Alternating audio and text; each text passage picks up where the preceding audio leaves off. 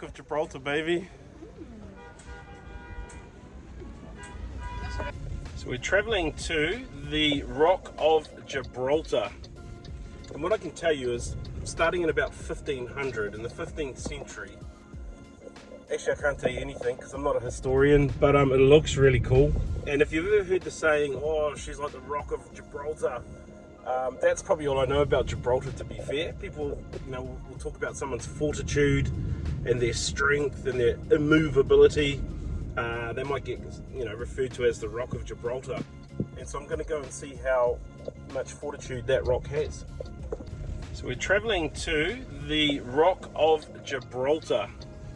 And what I can tell you is, starting in about 1500, in the 15th century, actually I can't tell you anything because I'm not a historian, but it looks really cool. And if you've ever heard the saying, oh, she's like the Rock of Gibraltar, that's probably all I know about Gibraltar, to be fair. People, will talk about someone's fortitude and their strength and their immovability. They might get, referred to as the Rock of Gibraltar. And so I'm going to go and see how much fortitude that rock has. So we're not too far away, probably 10 minutes from the Rock of Gibraltar. We've come around the corner on the motorway and bang, there it is. It is so impressive to see. It is huge, absolutely huge. The Rock of Gibraltar. We're about to head into British territory because we are subjects of the British people. No, we're not. Sovereign Māori. So we're having a picnic lunch in the car park, only because if you drive a rental car from Spain into Gibraltar, besides the hassle at customs and going across the border into British territory, your company will also charge you €400 for going in there. So we're parked here, it's really close to the border crossing, and we're just going to spend the day walking. The things you do to get out of a Schengen zone. We're off to Gibraltar, British territory. And just like that, we're through. That took such a short time, I've still got sandwich left. How good is that? Our main goal in going over to the rock was to go up on top of it, but the cable cars were closed because of wind. So we had to pay about €25–30 each to go on a tour. This is where the main street starts. Goes right through the center of town. Along the wall you'll find that there are openings, and that was to put gun emplacements. Remember that this was the first line of defense.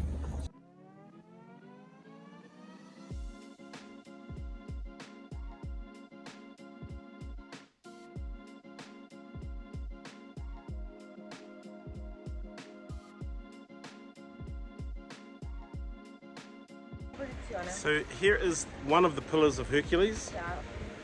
If you watch the Hercules cartoon, you know what I'm talking about. So we're up the top of somewhere. We're up the top of somewhere.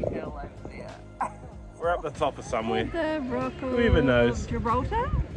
This is the view across to Morocco and to the African continent. Of course, we were just over there yesterday. Yeah. But we're here today. You can just walk up here, up to the Rock of Gibraltar. It will cost you nothing, but it's about 9 kilometers to walk.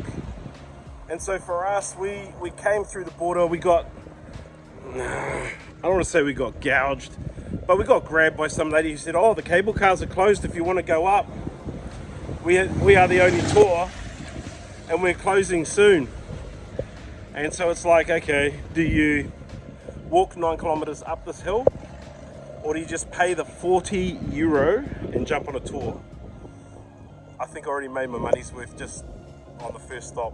We're off to St. Michael's Caves. Originally these were a hospital cave. These caves were used as hospitals back in World War II, and now they've been converted to a music hall. There's a monkey. Look at a monkey! Well, there is a monkey. And there's monkeys here you have to watch out for. What's up, G?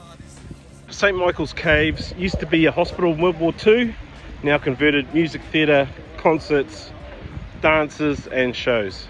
This is one of those social media versus reality ones, eh? That's what it should look like. And that's what it is.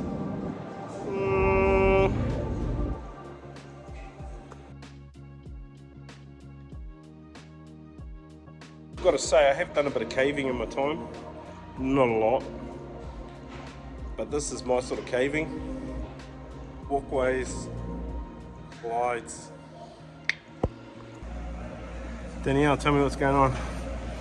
There is a light show about to start, hopefully in like 2 minutes, on all the stalactites, which should be pretty cool. This is a huge, well it's actually not huge, it's a big cavern, but they look really cool with all the lighting, pink and blue and greens, and then they add music to it to make it even more dramatic.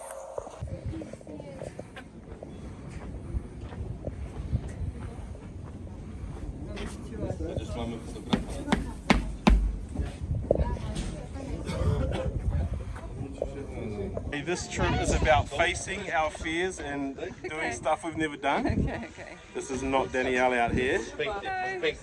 She might be closing her eyes. She doesn't want to see how high. No, don't do that. No. Hey, wait, back down. There we go. And just turn this way, because we've got some more rock there. Wow.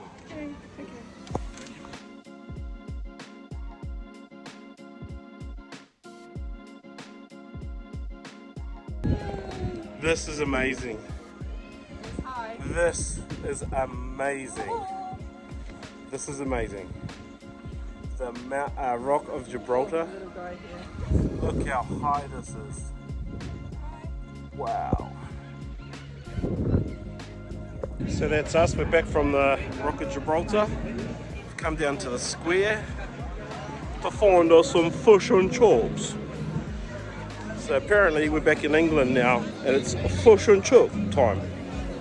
And some guy ordered chicken and chips. So it is kind of weird. Everyone around here's got British accents, British dudes, and we're in Southern Europe. It's crazy. So it's goodbye to the city of Gibraltar. We've left town, we're now heading back towards the border. This is one of the only airports in the world with an operational airport that you can walk across the tarmac. In fact, you have to walk across it. It's the only way to walk out of here. We timed this perfectly for you, the viewer at home. Cops have just closed the gates. They've dropped some road spikes so people can't drive onto the runway, and us pedestrians are all just standing here waiting now to go across. We won't be able to go until the plane comes.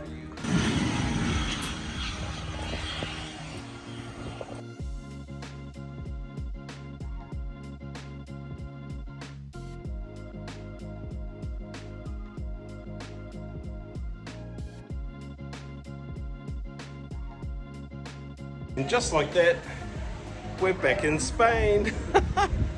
How quick was that? Welcome back to Spain, Danielle. Oh, it's a lovely little day out of Spain. Hola. We're back in Spain. Yes.